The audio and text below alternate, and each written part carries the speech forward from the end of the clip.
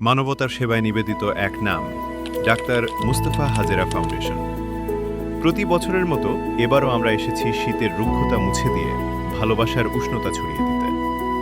নির্বাচনকালীন কিছু বাধ্যবাধকতায় আমাদের এই মানবিক পথচলা সাময়িকভাবে থমকেছিল, কিন্তু সাধারণ মানুষের প্রতি আমাদের যে অঙ্গীকার তা কি আর আটকে রাখা যায়?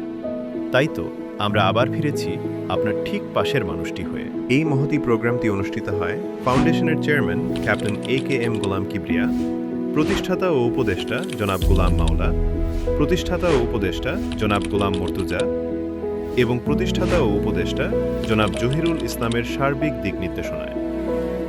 প্রতিষ্ঠাতা উপদেষ্টা জনাব গোলাম মাওলা বলেন, শীত বস্ত্র বিতরণ উপলক্ষে কর্তৃক আজকে এই অনুষ্ঠানের সম্মানিত সভাপতি ক্যাপ্টেন AKM গোলাম কিবরিয়া, প্রতিষ্ঠাতা সদস্য জহিরুল ইসলাম জহির এবং আমি গোলাম মাওলা বলছি যে প্রতি বছর আমরা যেভাবে আমাদের প্রতিবেশী আত্মীয় স্বজন অসহায় গরিব নিরীহ সবার ক্ষেত্রে যখন আমরা শীত বস্ত্র বিতরণ থেকে শুরু করে আরো অন্যান্য অনেক উপকরণ আমরা তারপরে দান করে থাকি, সেইভাবে আজকে আমরা ইনশাআল্লাহ যেটা আমাদের আগে দেওয়ার কথা ছিল, ইতিমধ্যে আমরা কয়েকবার প্ল্যান করছিলাম, সরকারিভাবে বিভিন্ন বিধিনিষেধ ছিল, এই বিধিনিষেধের কারণেই আমরা দিতে পারি নাই।